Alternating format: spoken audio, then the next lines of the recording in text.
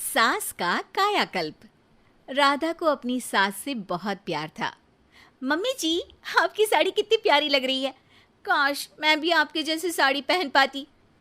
अरे बेटा, हमारे जमाने में तो साड़ी ही चलती थी। तू क्या करेगी साड़ी पहनकर? दिन भर भागा दौड़ी करती है। साड़ी कंफर्टेबल नहीं फील कराएगी। तू तो ऐसे ही जचती है बेटा। राधा सास को लेकर घूमने जाती, सैर करती और उनसे खूब बातें किया करती थी। एक दिन, अरे राधा और माँ सुनो, अब हम लोगों को बम्बई चलना पड़ेगा। मेरी नई नौकरी वहीं लगी है। अरे वाह माँ, कितना मजा आएगा ना। अरे नहीं नहीं, मैं नहीं जाऊंगी। बड़ा शहर, बड़े लोग, मेरा दिल नहीं लगेगा। अरे माँ, मैं हूं ना आपके साथ। और सारा परिवार बड़े शहर में शिफ्ट हो जाता है। एक दिन, राधा, तू भी अब नौकरी में जाने लगी है। मैं तो बोर हो जाती हूँ। सोच रही हूँ आसपास की औरतों से दोस्ती कर लूँ। हाँ हाँ माँ, और क्या। यहाँ की औरतें तो किटी पार्टी और बहुत सी फन लविंग एक्टिविटी करती हैं। तो बेटा, दो चार फन लविंग से मुझे भी मिलवा देना। बहू सास के साथ बाहर निकलती है तो देखती है कि सास की उम्र की जो औरतें टहल रही हैं, उनका पहनावा ओढ़ावा सास से बिल्कुल अलग है। लेकिन फिर भी राधा एक औरत को रोकती है।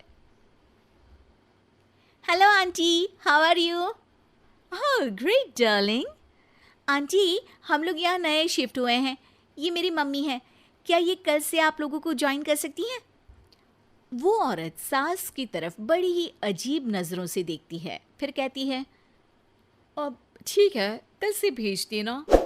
सास समझ जाती है कि उस औरत को वो ठीक नहीं लगी, लेकिन फिर भी वो कुछ नहीं बोलती। अगले दिन, अरे माँ, अच्छी सी साड़ी पहनकर तैयार होकर जाइए। आपको आपकी दोस्तों के पास जाना है ना। और नहीं नहीं, मैं सोच रही हूँ घर पर बैठकर टीवी देखूं। वैसे भी रामायण का नया एपिसोड आएगा। नहीं माँ, आप जाओ ना, लोगों से मिलो, बात करो, अच्छा लगेगा। ना चाहते हुए भी सास उन लोगों के पास जाती है, लेकिन सभी सास से बुरा व्यवहार करते हैं। सास मुंह लटकाकर घर आ जाती है। बहू समझ जाती है कि सास को कुछ हुआ है। वो रोज सास को पार्क में भेजती, लेकिन सास रोज मुंह लटकाकर वापस आ जाती। क्या हुआ माँ, आप बाहर जाकर खुश नहीं होती हैं? अरे बेटा, खुश तो हूँ लेकिन लेकिन क्या माँ, आपको तो लोगों से मिलना, बातें करना अच्छा लगता था। मैं देख रही हूँ कि आजकल आप बाहर से आती हैं तो परेशान सी दिखती हैं। सास कुछ नहीं कहती, अपने कमरे में चली जाती है। अगले दिन राधा चुपके से सास के पीछे पार्क में जाती है। हेलो, कैसे हैं आप लोग? एक औरत मुंह बनाकर साइड हो जाती है। सभी एक दूसरे से बात करती हैं, लेकिन राधा की सास साइड में चुपचाप अकेली बैठी रहती हैं। राधा घर आती है और सास के वापस आने का इंतजार करती है। सास मुंह लटकाकर घर आती है। अरे मम्मी जी, तब से इंतजार कर रही हूँ, जल्दी तैयार हो जाइए, मार्केट जाना है। राधा सास को लेकर बाजार जाती है और उन्हें कुछ मॉडर्न कपड़े दिलाती है। अगले दिन सास उन कपड़ों को पहनकर पार्क में जाती है। Oh my God, you are looking gorgeous. Beautiful top, कहाँ से लिया? हे, मेरे घर में कल किटी है, तुम जरूर आना। अजीब औरतें हो तुम लोग। मैं रोज आती थी तब तो तुम लोग सीधे मुंह बात भी नहीं करती थी। आज इन कपड़ों को देखकर तुम मुझे घर बुला रही हो। लेकिन सुनो, अब मुझे तुम लोगों से कोई बात नहीं करनी और ना ही दोस्ती करनी है। अरे तुम तो बुरा मान गई।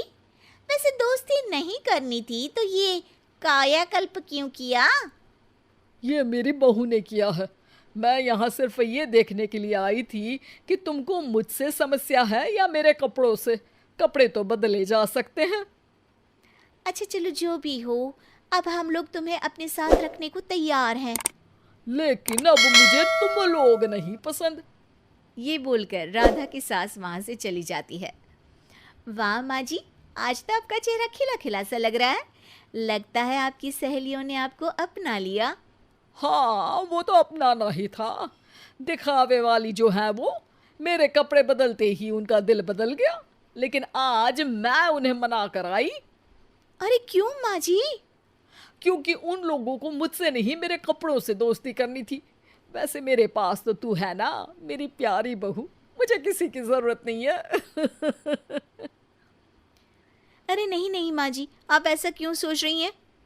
बेटा ये गलत भी तो नहीं है, जैसा देश वैसा भेष। क्यों? ठीक है ना माँ, अब जब ये हम लोगों का देश है तो क्यों ना हम यहाँ का भेष अपना ले। हाँ हाँ जरूर, मैं तो तैयार हूँ। समय के साथ खुद को बदलने में कोई बुराई नहीं है, लेकिन कहीं नकल के चक्कर में बंदर ना दिखने लगूं। खैर, बहू लग जाती है सास की कायाकल्प।